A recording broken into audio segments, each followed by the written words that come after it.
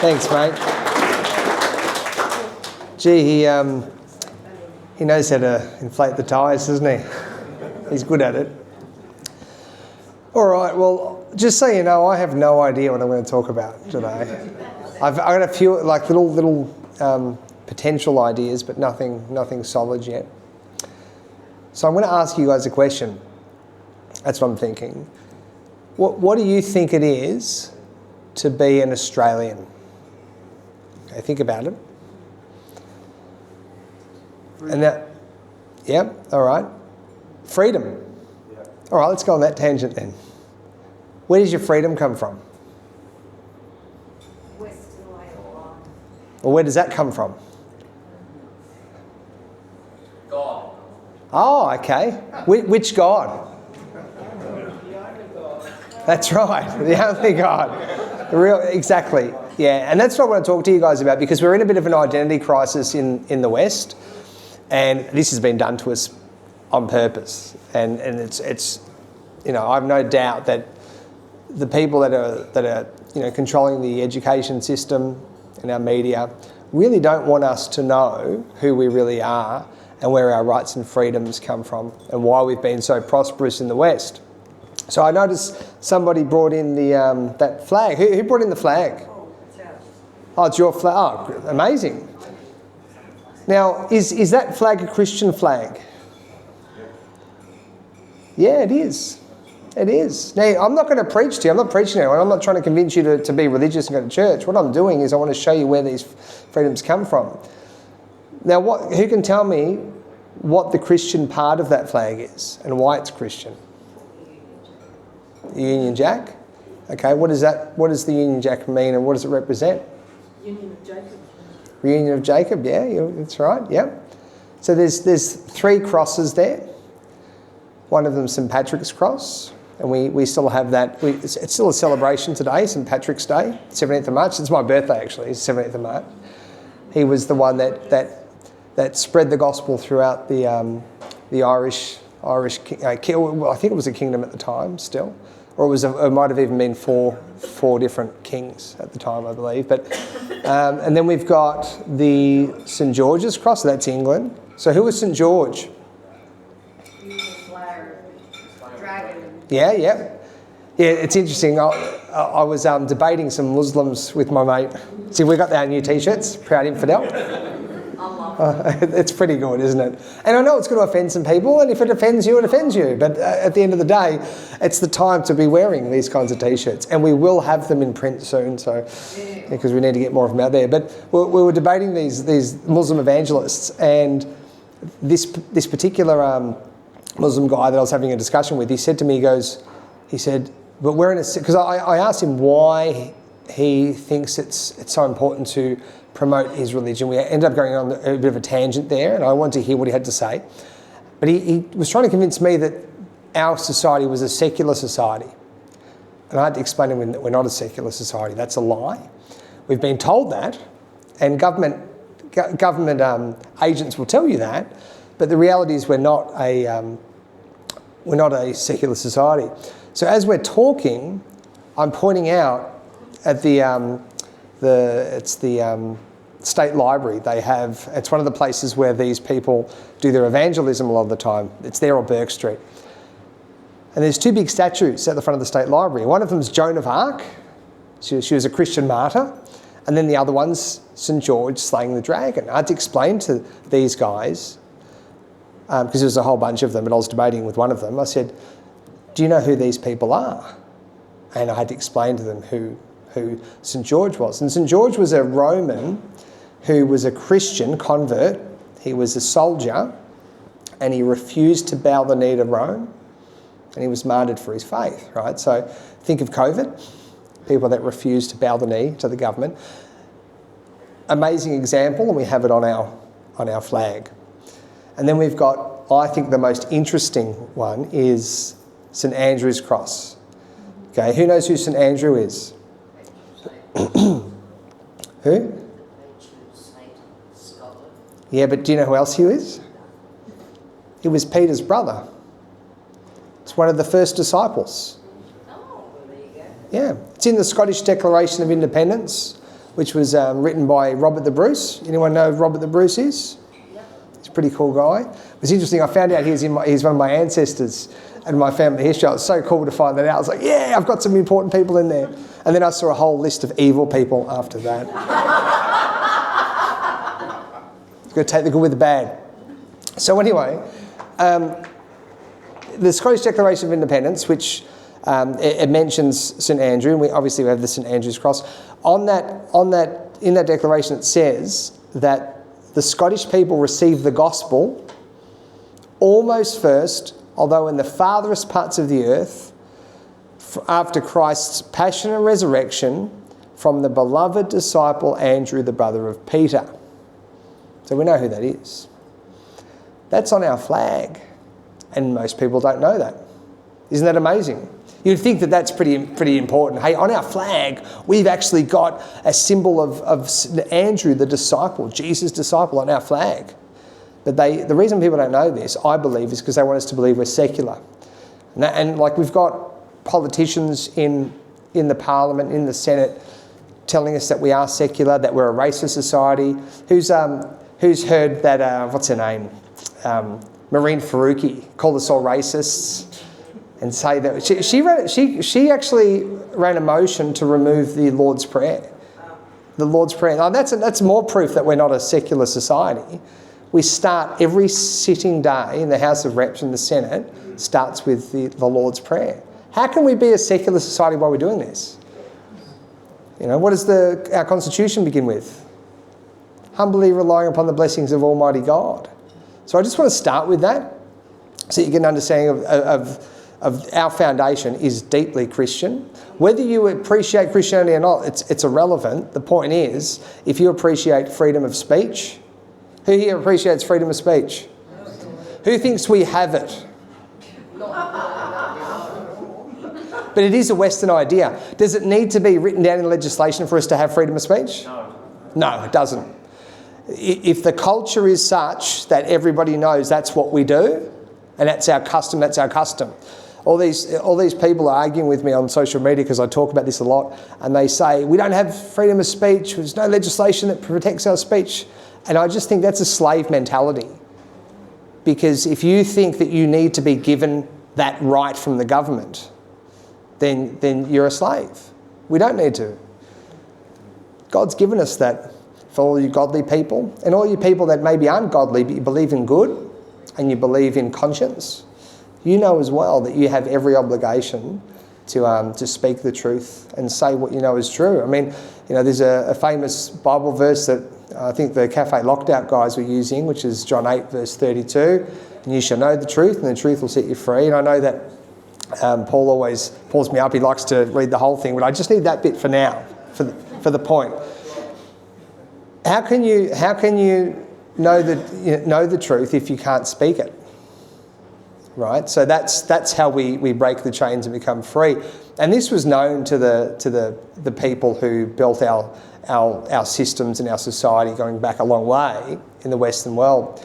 They knew that it was absolutely important to speak the truth and to lift people up and to be free to debate ideas. And we've had a long-standing culture of being able to do that, debating ideas, challenging ideas. And now we've got an influx of people coming in from a particular part of the world who don't appreciate that. Who can tell me what part of the world that is? If no one wants to say it. That's too hard. Yeah.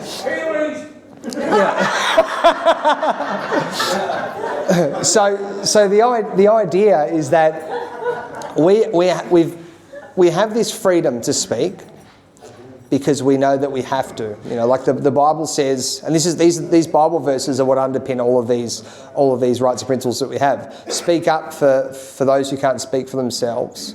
Okay, we're meant to defend the poor. We're meant to expose the unfruitful works of darkness. We're meant to bring light to the things that are dark. We're meant to shout it from the rooftops.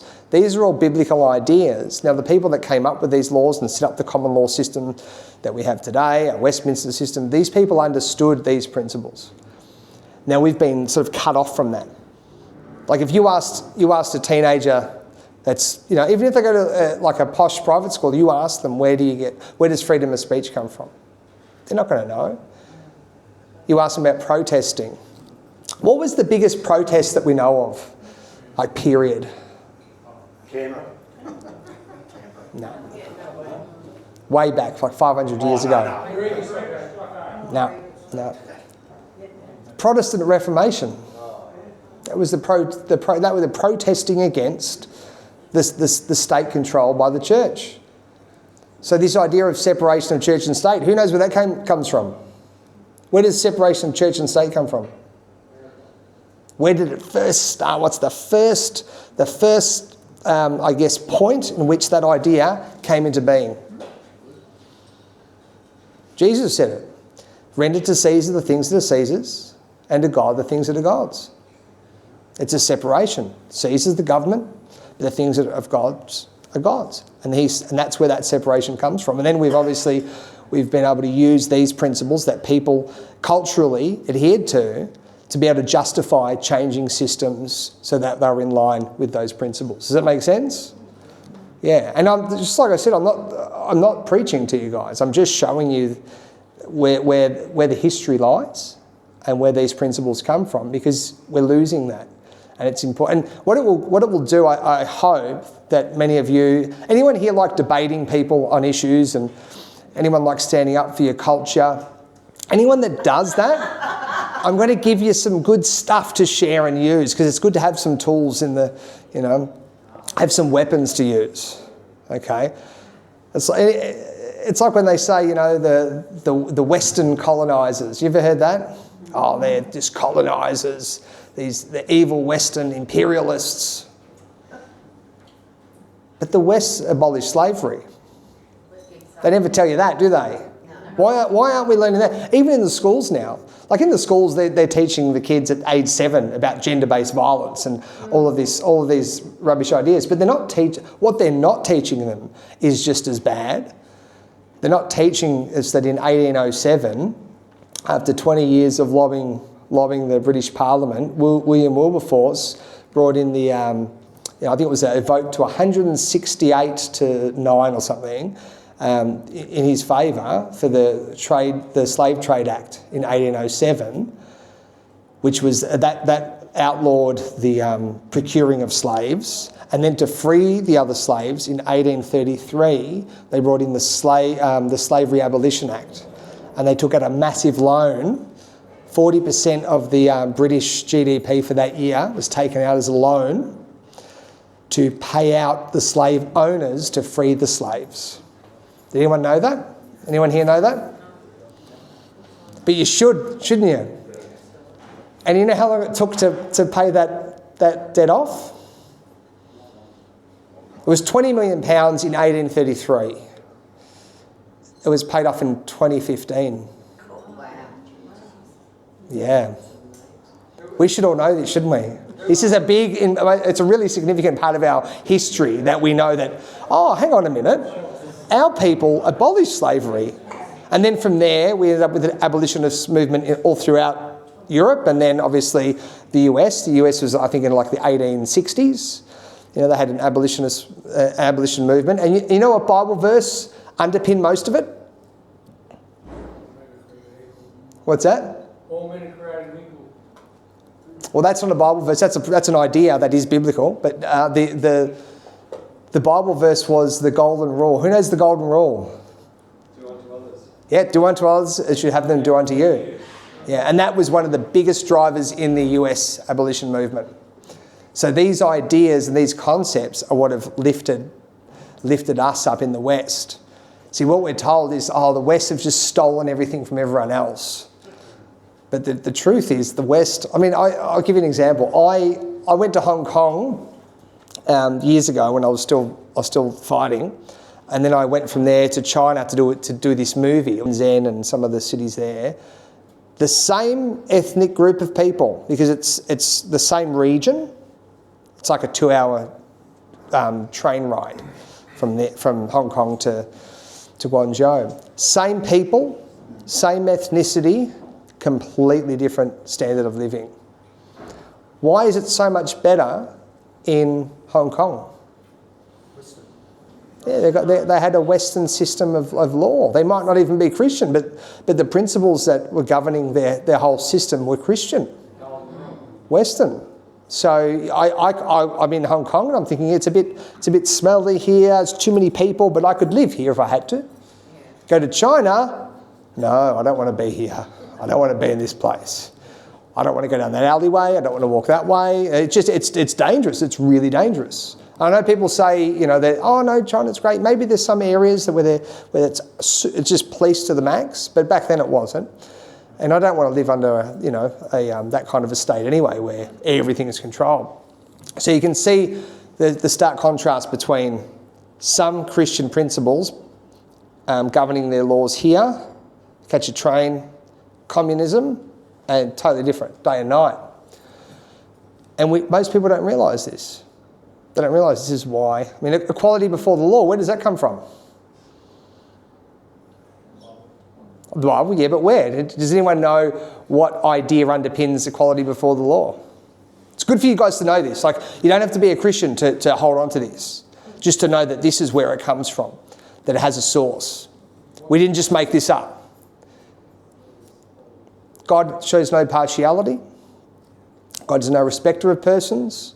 And there's a whole bunch of other ones. I think it's Romans chapter 2 verse 21 or 2 verse 11 is there's no partiality with God. So if God treats everybody the same and he's the lawgiver, we are meant to treat it. That's literally where it comes from. You can look at where these principles and these laws, where they came from, what inspired them, and it's all documented. Now, do we have equality before the law in our society now? How have we lost equality before the law? We have some of it, but yeah. Yeah, it's interesting. So I was locked up and denied bail for when I had a punch on with the police, as you do. But I hadn't done anything wrong. And the reason that they denied me bail was because they said, that the magistrate said, I believe that if we give you bail, you'll defy the Cho directions. But a couple of Sudanese guys over this side of town can murder somebody, stab them to death, and get granted bail on the next day. They were granted bail, and they didn't turn up to court. So you can see how unequal that is. We need to know where they come from. That's what I want to share with you guys. I want you to understand that if we don't understand that it comes from our Christian roots, that there's Bible verses that underpin it and where it comes from, very easy for them to take it. Because you don't even know what they're taking. There is a foundation for these things. The right to be heard, is that important? Should you have habeas corpus? Yeah, all of these ideas are biblical. There's Bible verses that underpin them. We've got, the proportionality in the law. So why, there's Bible verses that describe if you kill someone and you're lying in wait to kill them, it's a death penalty. But if it was by accident, that you had sanctuary cities you could go to escape, and there was no, and there was certain like difference between manslaughter and different degrees of murder. Well, this is biblical. This is where we get this from. We don't get that in the Islamic world, do we? I try to not laugh when I say that. We don't get that in the Islamic world. Yet we've got politicians coming over here, the people coming over here from the Islamic world, becoming politicians, being very blessed, and then trying to turn our country into the same hellhole that they came from. And I'm not going to be polite about it. That's what's happening. And I think it's important that we call a spade and have the courage to actually speak about these things, because I believe the most powerful thing that we still have, regardless of what laws they bring in to criminalise our speech, is our speech. Because when we speak, we invoke ideas in other people's minds. That's why they want to control it, because they know how powerful it is. I think I might have told you last time, maybe the time before when I was here, I knew how powerful speech was during COVID. I had no idea before this. When I was I remember I was doing a live stream, and I was showing people that a police constable can't be directed by the government. It's in the Victoria Police Act. Did you guys know this? Look what I've just found. And it wasn't really me, it was my mate Darren Dixon, who I'm really, really close with. And he was giving me all this stuff. He's like, oh, Nick, because we have these great conversations. Who here knows Darren? Yeah, he's awesome, isn't he? You go, oh, Nick, have you seen this? Check this out. And I'm like, I'm going to run with that one, mate. So I started telling people. I remember I was doing this live stream, and then I had a couple of hundred people on this live stream, and it just went to 0. And I'm like, what's going on? And then people are ringing me up, and they're saying, oh, what happened to the live stream? And people that I knew that were on the live stream, I said, oh, it's still going. And I discovered that, that somehow Facebook I could never do a live stream that people could see on that ever again. I tried to do another live stream, no one could see it. So at that time, that's not when I realised the power of speech. That was when I started to think about it. But then we did a big rally at the police headquarters. And I don't know if anyone here was at that rally, but we had this big rally at police headquarters, and I gave them a notice, and I basically explaining that they're acting under dictation. It's how we get a dictatorship. Here's the case law, and here's your own section from your own act that prohibits you from enforcing directions like this. The next day, Instagram and Facebook, because we were filming this, you've been permanently disabled, you cannot appeal this decision. And I'm like, wow. They're really scared. So I knew they were scared of this information getting out. So that's what confirmed to me the power of our speech. Okay, we need to use that. Don't let them take it away. Just keep speaking. It's a moral obligation. It's a Christian obligation as well. The Christian heritage that we have, which is actually our foundation.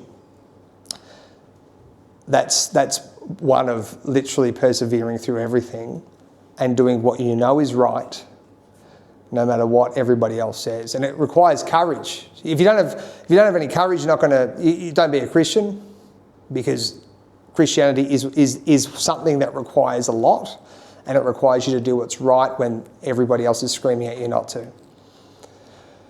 So getting back to principles.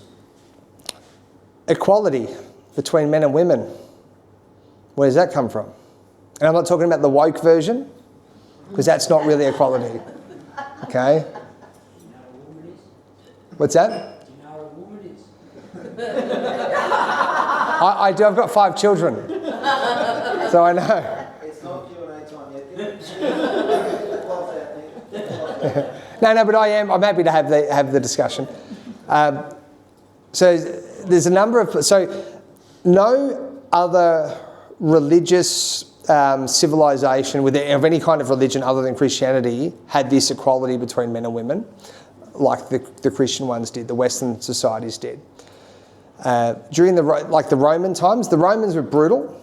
So Christianity came into the Roman Empire. That's what got it through the whole world, because it became the national... There were so many people converting to Christianity, and then eventually it became the national religion.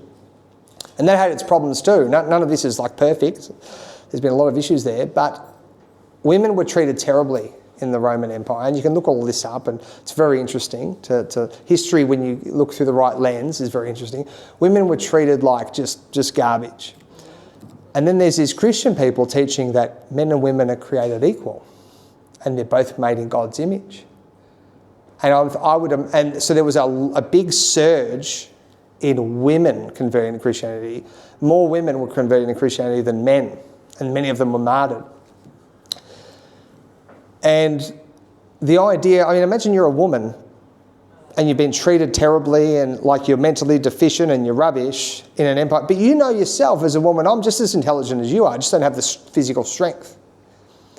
That would have resonated with women to be, they would have heard Genesis chapter 1 verse 27. In the beginning, God made man in his image. In the image of God made he him. Male and female made he them. Think of how radical that is as an idea. This is one of probably the most powerful influences. I think that verse has had the most influence, because it teaches that we're not just we're not just, our value doesn't come from our job, our value doesn't come from our career or what status or what family we come from. Our value comes from us merely being born. Because we're born, we're made in God's image. That's nothing else. No other religion teaches that. No other ideology teaches that. So humans, people were given this, our status was lifted up. We're special. And that's what's influenced our Christian societies, how they've developed.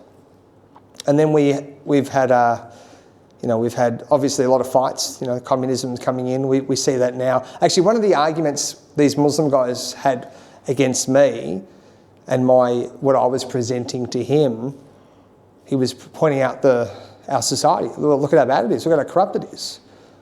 I said, yeah, but that's not because of Christianity. That's because people have rejected it. That's why. As we've turned away from these principles, I say Christianity, but the principles, we've seen the loss of all those freedoms. It's consistent with the walking away. And then something fills the void, whether it's Islam, whether it's Marxism, whether it's both of them. But getting back to that human dignity and that value that we have, and men and women being equal. This is a biblical idea. It's from Genesis chapter 1 verse 27, and it's also Galatians chapter 3 verse 28, I think. And it says, there's neither bond nor free, there's neither Jew nor Gentiles, neither bond nor free, neither male or female. All are one in Christ Jesus. That's powerful stuff. It is. And think about just equality in general. Think of the abolition of slavery. That was influenced by that same, we were made in God's image. So these ideas are amazing ideas, beautiful ideas, powerful ideas. We need to get these ideas out there. We need to teach people where this all comes from. Because I find that when I talk to people about, let's say, Christianity, the Bible, they're not interested. But when I talk about history, rights and freedoms, they're much more interested. And then I can convince them of Christianity through, and the Bible by going on that route, on that journey. Where do you think that those rights and freedoms come from? Maybe it's Christian. Okay, I'll show you where it is Christian. I'll show you how it's Christian. And then they have a different outlook on it. And I believe the reason that the Muslim population has become so strong, even though they're a small demographic, is because they know exactly who they are.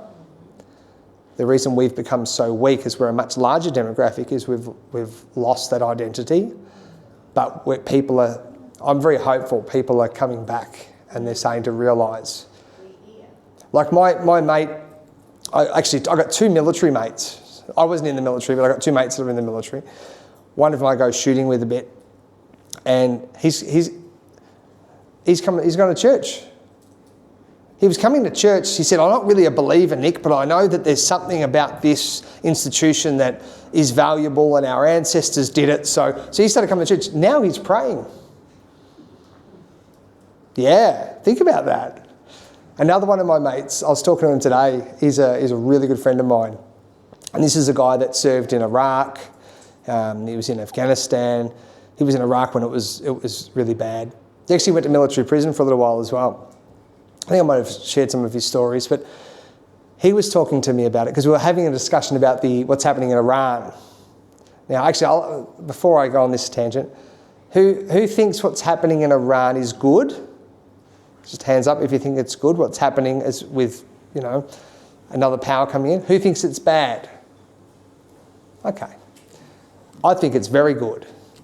So the arguments people make for this is, and this is how I had this conversation with my friend because he was on social media chatting with me. I think we need to look at everything through a lens, through the individual lens, like the individual people, the little people. Who cares what the big guys are doing? If they're fighting it out, that's okay. If it means the little guys are going to be free, that's our people. We're not the elite people. So all these people that go, they're just going in there for the oil. Who cares? Do you think the Persian people care if the US take the oil? Do you think they're getting anything out of the oil? No. All that oil money that's just funding China. Well, it's being sold to China for pennies on the dollar, but that's just being used. The money they're getting from that is being used to oppress them. Exactly. Right? If I had, you know, a big chunk of land with a whole lot of oil and I was being oppressed by a ruthless regime, I'd be like, hey guys, if you can free me from this, you can have it. I wouldn't even care. So I don't know why people are getting on that bandwagon thinking, oh, the Israel and the US, oh, they're just evil. They're all evil. All the big top ones are evil. You know, I don't think there's any that aren't. You know, you look at Ephesians 6, we wrestle not against flesh and blood, but against one of the things, it says principalities, powers, spiritual weakness in high places, worldly governors, the governments of this world, and we know that Satan offered them all to Jesus if he'd worship him. So, yeah, I don't think they're all good.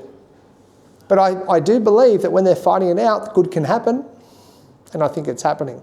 So I was having this discussion about that because I did a live stream today and I was just having a bit of a crack at people that are messaging me or getting on the comments or calling me names for having the position that I have. And yeah, we had this chat about it, and this is a guy who understands, like his idea is that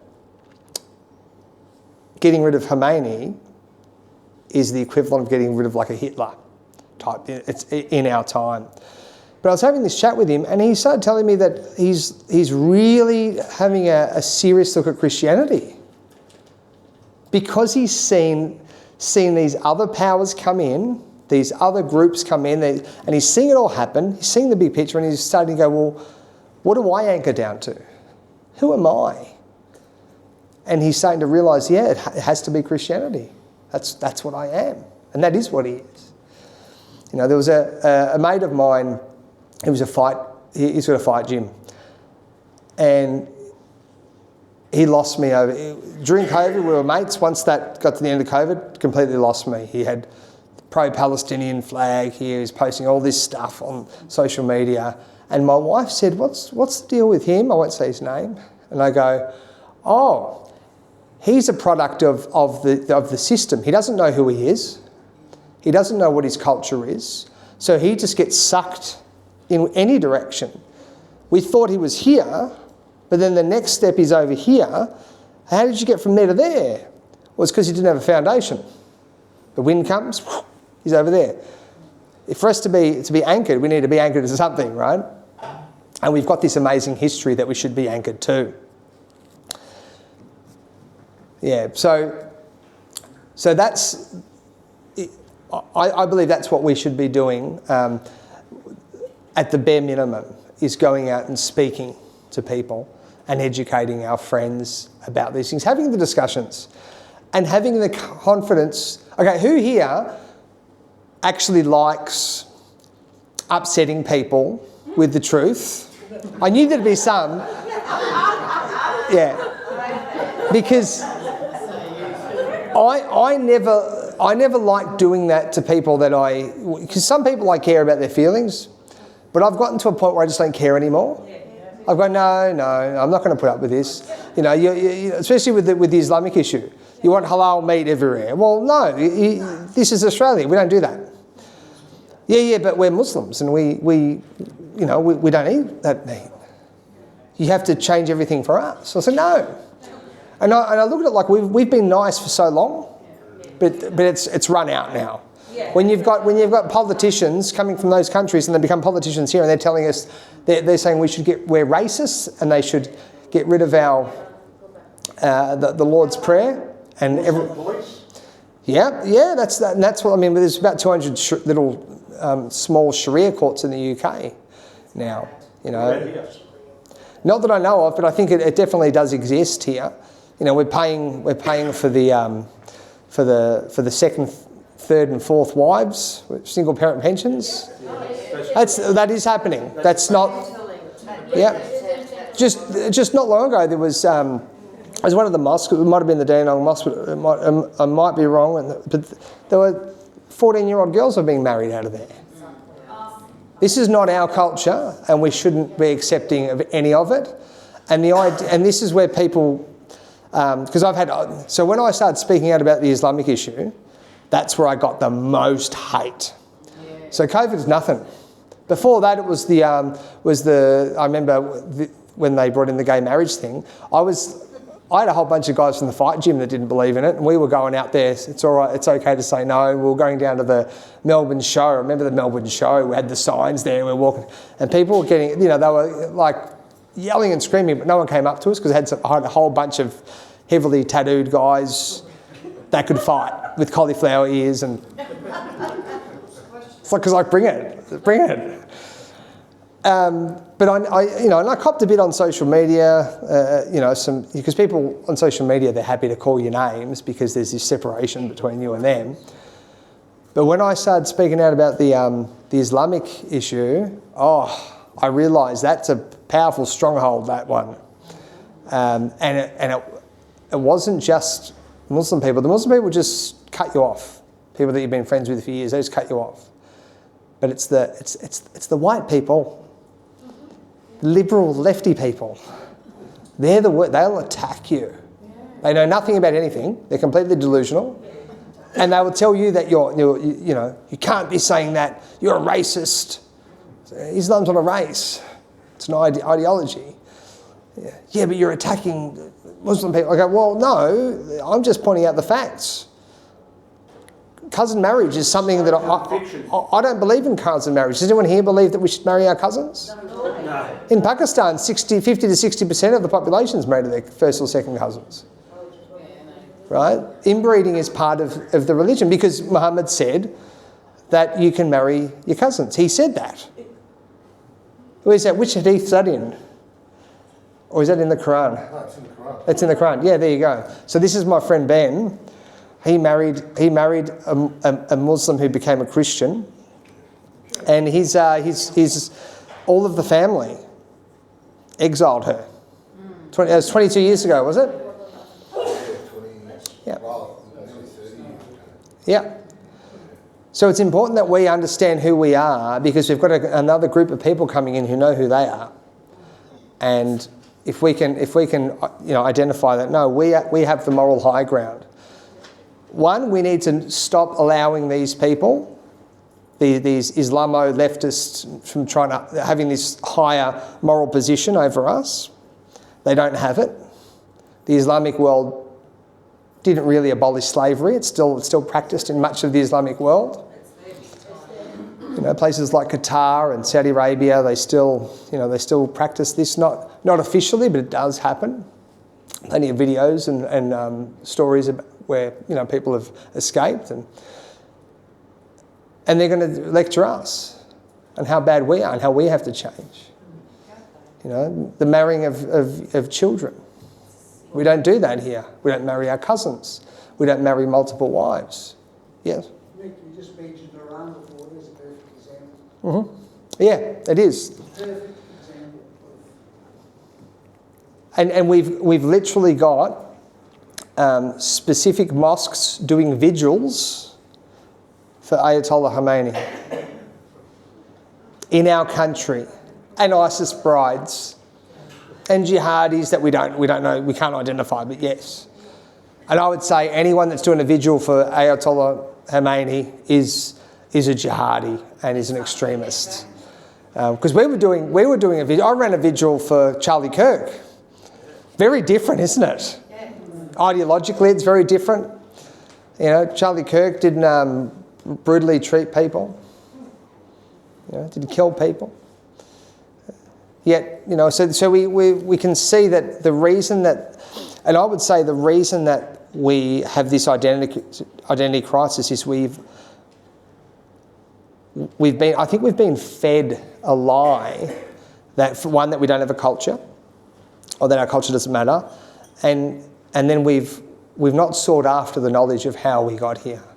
We've been given everything, but we haven't appreciated where it came from.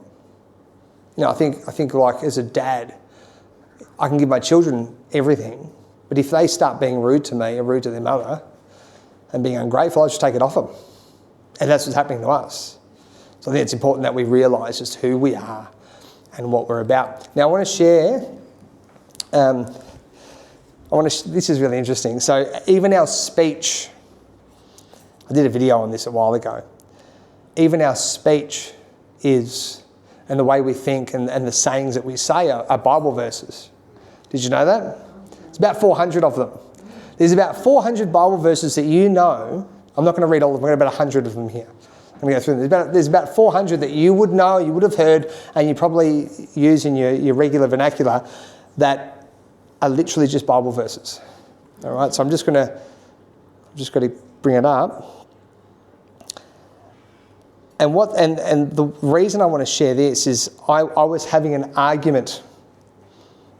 Not that I ever have arguments, but I was having an argument with a mate who was he's a UFC. He fought in the UFC. He had a really high profile fighter. He was a good mate of mine. He actually helped me set my gym up. American guy, but he lives over here now. And he was complaining about the Democrats, the Republican government, and having a crack at Christians. And I had to explain to him that the reason that I'll sum it up really, really briefly, the reason that you had all the opportunities you have is because you grew up in a Christian country. And I explained to him that even the way you think is Christian and you don't even know it, like that, it's a huge amount of disconnect and double-mindedness to not realise that you are Christian in mind and in principle, but then reject that. It doesn't make sense. But anyway, I'm going to find... I'll find it. Where was it? Oh, there's a message from Lisa. Hey, Lisa. All right, here we go. So tell me if you've heard any of these. A little birdie told me. It's from the Bible. A house divided. A heavy heart. A man after my own heart. A stone's throw. Act the fool. An eye for an eye. Apple of my eye. Wolf in sheep's clothing. Ashes to ashes. And my wit's end. At the 11th hour. Be strong. And that's all through the Bible. Become all things to all people. Bite the dust. Blind leading the blind. Bottomless pit. Bright as the sun. Broken heart. By the skin of his teeth. Can a leopard change its spots? Catch my breath. Yeah, I never knew that was a Bible verse until I was going through this list. Like, catch my breath. Oh, that's a Bible verse. Chariots of fire. I always thought that was just a movie. Corners of the earth. Count the cost. Cross to bear. Broken spirit. Crystal clear. That's another one. I didn't know that was in the Bible. We always say that one. Crystal clear. You know, usually you say it like, let me get this crystal clear. And I say it to my children, right? When I use that Bible verse. So that's going to be in their vernacular as well. Where am I? Daily bread, days of old, deep sleep, den of thieves, heart's desire, unequally yoked, and obviously the golden rule, do unto others as you have them do unto you. Do not cast your pearls before swine. My mother used to always say that. When I used to say, I say the wrong thing to somebody, she'd say, don't cast your pearls before swine. Great wisdom. Doubting Thomas. Where we got? Drop in a bucket. Eat, drink, be merry. Eat sour grapes, empty-handed. Ends of the earth, fall from grace. Fall by the wayside. Fat of the land. Fight the good fight. Everything in its season. For generations to come. For such a time as this. That's a Bible verse too. For such a time as this. That's the time we're living in, guys. From strength to strength. Fuel the fire. Forbidden fruit. Render to Caesar's that which is Caesar's. That's where we get separation of church and state from. God forbid. Go the extra mile. Golden calf. Good Samaritan. Guilty conscience. Cast the first stone. He who lives by the sword dies by the sword. You reap what you sow. Head on a platter. Fire and brimstone. High heaven. Hard heart. Holier than thou. How the mighty have fallen. I like that one. It's a great one when Ayatollah Khomeini was taken out. Oh, how the mighty have fallen. That's not really how it was meant from the biblical perspective, but innocent blood. And he wasn't innocent blood. Iron sharpens iron, itching ears, Jacob's ladder, labour of love, to be a Judas, lamb to the slaughter, law unto themselves, Let there be light, letter of the law, light of day, like a thief in the night, like the sand of the sea, like the stars in the sky. Some beautiful verses. Love thy neighbour. Many are called, but few are chosen. Mark of the beast. My brother's keeper. Nothing new under the sun. Out of the mouth of babes. Peace offering. Powers of darkness. Powers of heaven. Powers that be. Pride goes before the fall. Which actually pride goeth before destruction, and then it's, there's another part to it. Yeah. Prodigal son. Put words in his mouth. Put your hand to the plough. Put your house in order. That's what I need to do. Rise and shine. Salt of the earth. Sink like a stone. Save the best for last. Scapegoat. See eye to eye. Weep from the tears. Sign of the times. Skin of my bones. Soar like eagles. Stand your ground. Stumbling block. Sweeter than honey.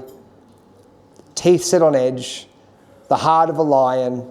That's why I put on my other t-shirts that I sell, I have the lion over the heart. That's the reason why. The Lord willing, the love of money is the root of all evil. The quick and the dead, the root of the trouble. The spirit is willing, but the flesh is weak. Straight and narrow, the truth shall set you free. The valley of the shadow of death, nothing new under the sun. Times of trouble, turn the other cheek. Twinkling of an eye. We are but dust. The writings on the wall. Where there is a will, there is a way, and you'll know them by their fruits. And that's just like 100 of them, a bit over 100 of them. Did you guys know most of those? Yeah. You got a good. You understand the Bible. Yeah. Really, think about it. And there's like. Question. Hang on, I'll just be 1 second. You'll be, yeah. So just think about that. Like I just read 100, I think it was about 120 Bible verses. Minimum 100. And you guys know them all. And there's heaps more. That's just because there's a list of like 400. I just picked the ones that I liked and put them in there. So whether you don't need to be a religious person or churchgoer, but you think in a Christian capacity. That's how you think. Yeah. That's who we are. That's what I want to get. We got a Christian flag, which has an amazing history. We abolished slavery. Protesting was a Christian idea. Gather the people together, the congregation coming together. That idea, and we had the Protestant protesting Reformation. That's what we have. That's where we've got that from. Separation of church and state, equality between men and women, that they're both equal, not the woke version. And then we've got the idea that that all men equal, equality before the law, the right to be heard, the right to a fair trial. And there's loads more principles. This is our stuff. This is what we have as Western people. It shouldn't even be called Western. It should be Christian. Whether you believe in Christ or not, you got to understand that it was the Bible that influenced and more than influenced, but actually inspired all of those ideas. And if we can anchor to that in whatever capacity we can, whether it be, debating with people who hate our culture and hate our society. I don't know how you can just hate everything that's good. You see with a lot of these lefties that they just hate everything. It's amazing to me, the delusion, the mental backflips. Like you'll see these people protesting, and I've actually spoken to them in the past. On a couple of occasions where they've got like T-shirts that say, death to Australia or something to that effect, or a placard. And I'd say, so what are you protesting? And they'll say, the colonisation, Indigenous rights, whatever it is. And okay. So you don't like the West? You think the West is a bad idea? And I'll have this discussion. But then I'll tell them that, the only reason that you have the right to protest is because of the thing you're protesting against. And it's hypocritical. That's the reality of where we're at. And the only reason we're there is because we've got this identity crisis and people aren't being brought up knowing, this has been for generations, how Christian we are. If they knew that, they knew our history, they knew that we abolished slavery. I mean, did anyone here know that we abolished slavery in 1807 and paid out the slaves in 1833 to 1860, and that the loan which was £20 million in 1833, took 183 years or 184 years to pay out. Yeah, you don't know that. We should know that though, shouldn't we? Isn't that a powerful tool to have when people start talking about how bad you are? Oh, the West and racists. So don't you tell me that we're racist. Don't you dare. Because I know who I am. And I want you guys to have a bit of that too. Yeah. Anyway, I'm happy to answer any questions. You got a question? Yeah, a friend of mine recently said that there's a quote in the Bible 365 times it says, not fear. Do not fear. Yeah, is that I think it's more than that, but people say 300. I think there's more than that. And Yeah. I said, why? He said, It's not that exact quote. You're glad. It will paralyse you if you live in fear. Yeah. Have that trust in God that He's got your back. Yeah, because the idea of You fear. lose the fear regardless. Stand up for what is right and do what you know is right. Oh, amen. In the name of God Almighty. But that's the thing. Like when you have fear, I know this from fighting. I'd go out there and fight because I had a professional fight career. I'd go out there, and if I was in fear, I wouldn't perform very well because doubt would come into my mind. That'd impede on my confidence. So when you just don't let fear in, one of the best Bible verses for that is the one where it says, "God has not given us a spirit of fear, but of a love, power, and a power, love, and a sound mind." Right. So when you're fearing something and you're in fear, then you know that it's not from above. It's from somewhere else. But it's all throughout the Bible, that idea, that principle, not that exact verse, but it's all through there. Thank you, Nick. Question? Yeah. Yeah. Yep. Quick question about that line that took out to free the slaves. Yep. Is that line taken from the slave owners? No. It was taken from a bank. I can't tell you what bank it was taken from. Exactly. Potentially. I don't know which bank it was. Probably the Bank of England. But it was 40% of their GDP, and it was like, when you think about it, they were paying the slave owners out, right? So they were still profiting from it, but it was the only way to end it. If you didn't pay them out, you wouldn't have been able to. It wouldn't have ended. It would have kept going. So that was the way they did it. And from that, and it wasn't perfect. It wasn't done perfectly. But from there, we end up with all of the other Western countries, Christian countries, adopting the same. And then later on, even non-Christian countries adopting the same. Because most of the world doesn't engage in slavery in that context. Obviously, mortgages and all the rest of it, there's elements of slavery. But that kind of slavery where you can be taken, like you're stolen as a person, and taken somewhere else and forced to work, that doesn't happen anymore in the majority of the world. But there are countries where it does still happen and it shouldn't be. And that's obviously the trafficking and all the rest of it. Yeah. Did you mention, or I'm not sure, is everyone aware that the white is the minority, is the real minority in the world? Oh yeah, it's like 7% of the world. Yeah. And I always hold this position. Like I'm that's where I have real issues with the Nazi groups. Right, I hate them. I don't hate the people. I hate what they're about, because what they promote. And I've had to kick them out of 4 of my events. Well, two of them weren't organised by me, but I was part of it. I was a speaker at one of them, and then 2 other events that I was organising. And they try to tell you things like, oh, we're Christians. But your ideology isn't. You can't be a Christian. If you believe that you're superior because of the colour of your skin, then that's not biblical. Equality between men and women. God made us all in His image. You might be superior in one thing and not in another.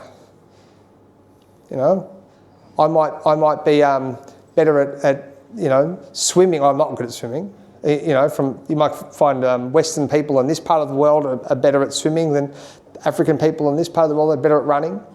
We're different in all different ways in how we think, but we're all made in God's image. We all have different gifts and abilities. So the idea that you're better because of, they say the white race. You heard them say that, the white race.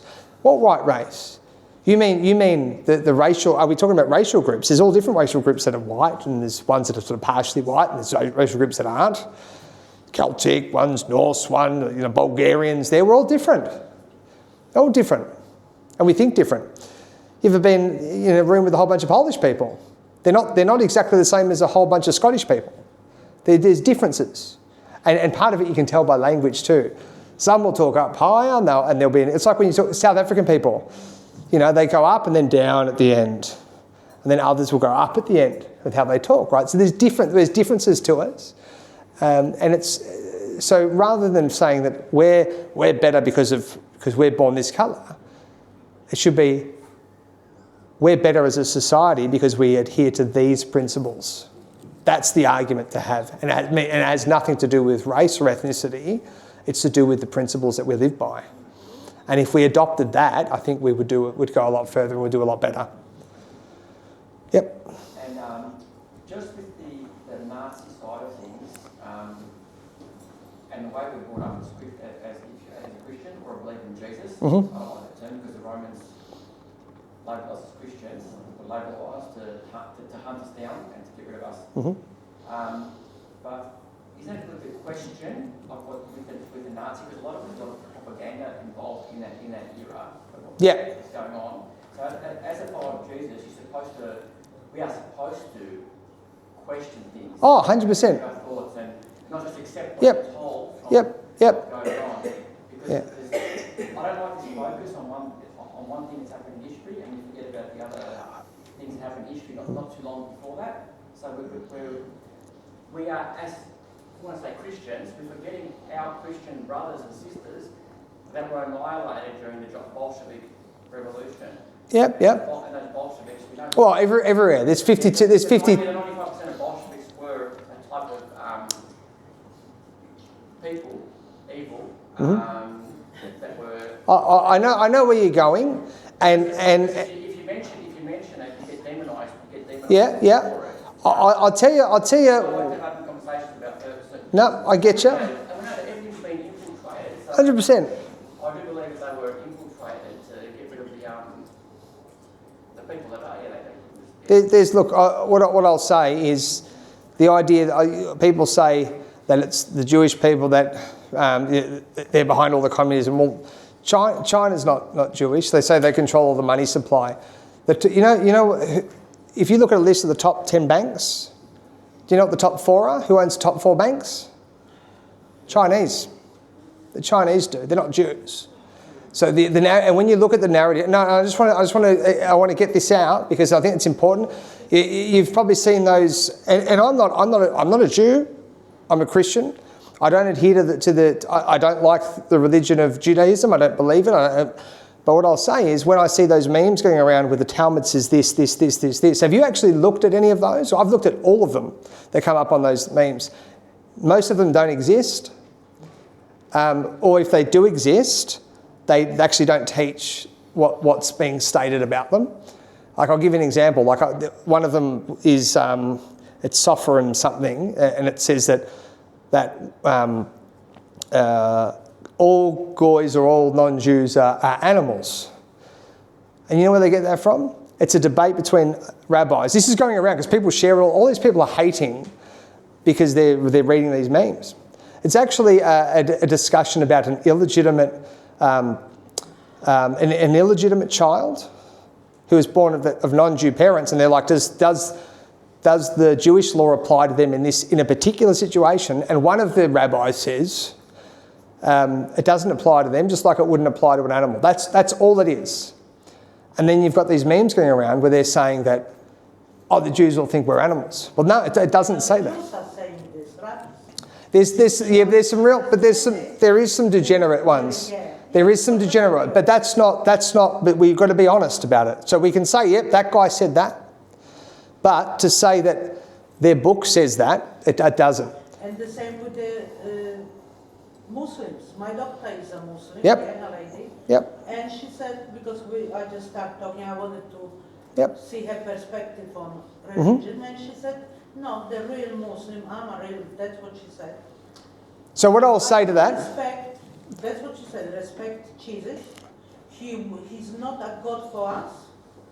He's a prophet. Yep. And there's a lot of good Muslim people. I get it. That's it. The same with the Jews or Zionists or what? But the point is, this is the point I want to get out here. The Islamic text is very clear in what it prescribes. Okay, it's very clear that we're infidels, that cousin marriage is okay, marrying children is okay. Muhammad's the perfect example. When people go on, and I'm happy for you to hate on other groups if you want to. That's up to you. But let's be honest about it. You know, to say that when people, because I don't like the Talmud. It's not my book. It's a series of books, but it doesn't say the majority of what people are saying it says. And the reason I know this is because I did a live stream saying something, and we're talking about Israel and the Israel thing. And all I did was I mentioned Zionists. I kept getting people calling me a Zionist, right? Because I'm attacking the ideology of Islam. So then they're calling me so it's either you're a Nazi or a Zionist, right? That's what you get called.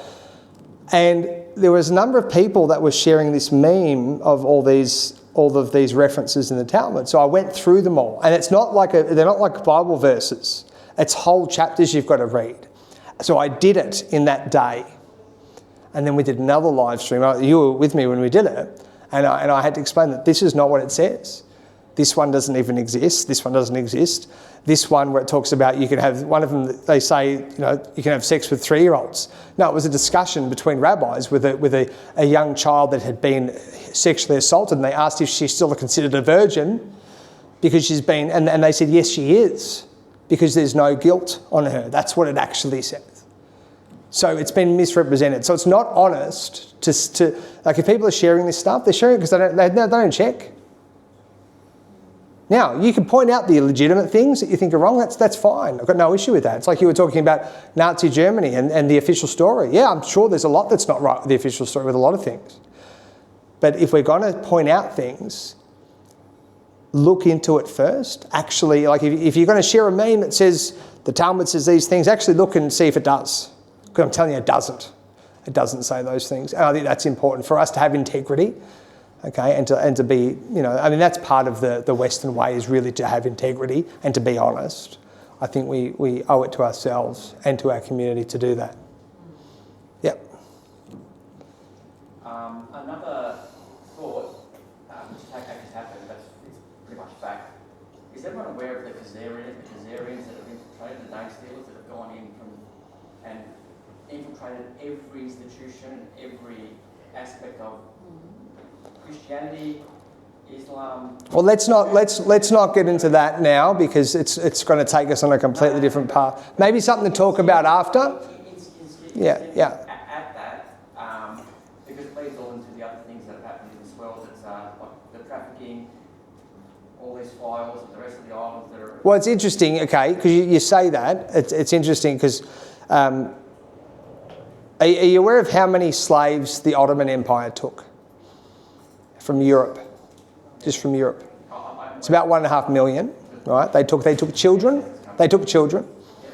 They didn't just take children, they did horrible things to them. They cut their private parts off so they couldn't reproduce. This wasn't the Jews that did that, and it's important that we know that lots of different groups have blood on their hands, and to pigeonhole one, I think is not. Yeah, and I think while we're doing that, and this is just my opinion, and I might be wrong, and I'm happy to be proven wrong. I'm not going to say, I'm right. But the way I see it is, we've actually got in our community a big Islamic push to Islamise the West. We see it in the UK. It's shocking. The UK. We see it in the US with Mandami, right? Look what they're doing. They've got calls to prayer now. This is real conquest. Okay, they're not waving Australian flags. But someone orchestrating this. Well, maybe, How are we going to... but we don't know those details. So rather than focus, but rather we don't know all those details.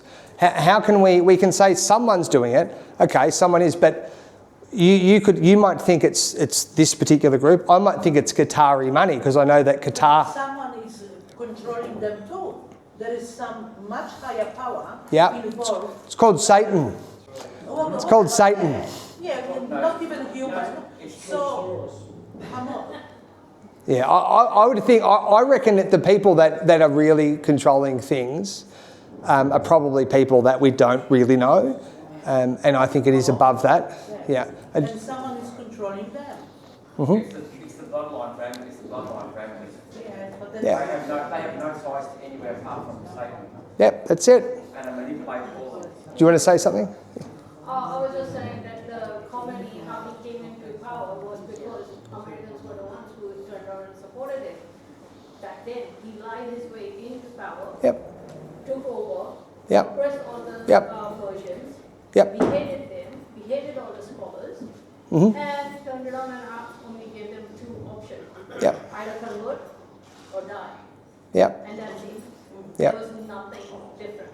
Yeah, I had a chat with my mate today. He's one of the guys I used to do. He used to be one of the MMA guys at my gym. I used to train with him a lot. No worries. And he, I rang him. I haven't spoken to him for a long time. He's Iranian. He grew up over there. I said, "Are you happy?" He's happy. At the end of the day, the powers that be change on a dime, right? You know, like my mate the other mate I spoke to today, the military guy I was telling you about. He said that he was really upset when all the hard work and the people that died in Iraq, and now he was talking about Afghanistan actually because he was there as well. He said, and now look at it, it was given back to them, and it can just be one leadership change in our society. All of a sudden, here's Biden and Obama that saying, "Here, have all our weapons." You know, and all it takes is just there's too much power in the hands of a few, and that's an issue. But that's always really been an issue, and it's we don't have control over that. What we have control over is how we influence our community. So rather than focus on the things if we focus on the things we have no control over, we won't accomplish anything. But we can strengthen our community. We can be a voice for reason and influence. We can inspire people within our sphere of influence, and then that sphere might grow bigger and bigger. Then that impacts with other people. We can actually do a lot of good there, and it's direct. It's direct reward for your effort. That's why I'm not a political guy, because I think we can put all this effort to everything politically and we get nothing. Or you can do a whole lot of speaking, talking to people, educating people, teaching children, all the rest of it. And everyone that hears it is influenced in some way. And I think that's a much more effective way for us to have a real influence for good. Yeah. With the phobias that are going around, this Islamophobia, anti-Semitism, we're not going to start getting, what's called Christophobia out there. And, that's right. Yes. That's right. You want to put your petition in there as well? Yeah. When are we going to get protection for that? Because all I see is focus. Okay, so Focus on two groups. This is a good one to know. This is a good tool to have in your arsenal as well when you're having these discussions with people.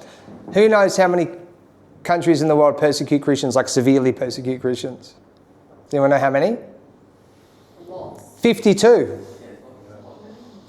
Top 10, 2 of them are not Islamic. Out of the top 10, the other 8 are.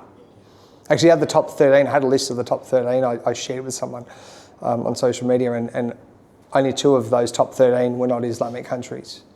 So that's the reality of what's happening. So if people can say, no, Muslims are peaceful, all the rest. Okay, why are nearly all of those Islamic countries severely persecuting Christians, but we don't severely persecute them? That shows the difference between our society and theirs. And then they want to bring their society over here. Well, no, I say no to that. I'd like to add that in the Quran, it's okay to kill. Is that how you say it? To kill? It's lying. To us, to lie to the infidels and pretend that they're friends with us. I'm sorry, I do have some Muslim friends. I don't hate Muslim people. I hate the religion. I'm going to say it. Yep. I have every right to say that. Yep. Yes. For a prophet who married a 6-year-old little girl and consummated the marriage when she was 9 years old, Aisha was 9. How can you follow a pedophile, for starters? Yeah, if you want to see mental backflips, mental gymnastics, just ask them, how do you accept that? Like, how do you come to accepting that? And you'll see the greatest mental gymnastics routine that you've ever seen. Absolutely. And that's the reality. And it's time for us to say, no, we don't have that here. We don't do that here, because we know who we are. It's even if we don't know who we are, because you've got no foundation to actually debate them and to argue the point. Yeah. The double hypocrisy of this country and the woke culture is that in Islamic schools, any woke culture would not be tolerated. That's right. But in Brighton Grammar, a friend of mine was just saying yesterday that his granddaughter's going to a pride show. That's right. Now, what the heck is all that about? Yeah. And he asked her, he said, oh, Probably organised by the Queers for Palestine. yeah. So this is the crux of this is the crux of what she's saying. We don't know our identity. Yep. We can't fight any of this. Yeah, and that's Brighton Grammar. Brighton Grammar. You're paying a lot of money to go to Brighton Grammar. So it's just sickening. Go to the Pride And Parade. it's double standards because that would not. So That's why I homeschool my children. yeah, so well, you know. kids homeschool their kids, but the Islamic schools will not allow that, and yet it would not. If a Christian school did that, Yeah. or a Be arrested. anything that's whether they call themselves Christian, if it's a Western school, which is Christian in essence, right? Mm-hmm. Did that, it would be all over the fake media that Yep. we have, and they'd be vilifying parents for standing against it. Yep. And you know why? Because the general populace wouldn't fight back against it. No. That's why, because we've lost our identity and we need to get it back. You know, I mentioned this at I can't remember where I was speaking somewhere. I was at that Christian event we went to, and I was talking about the abortion issue, right? I said, look, and it's just out of control.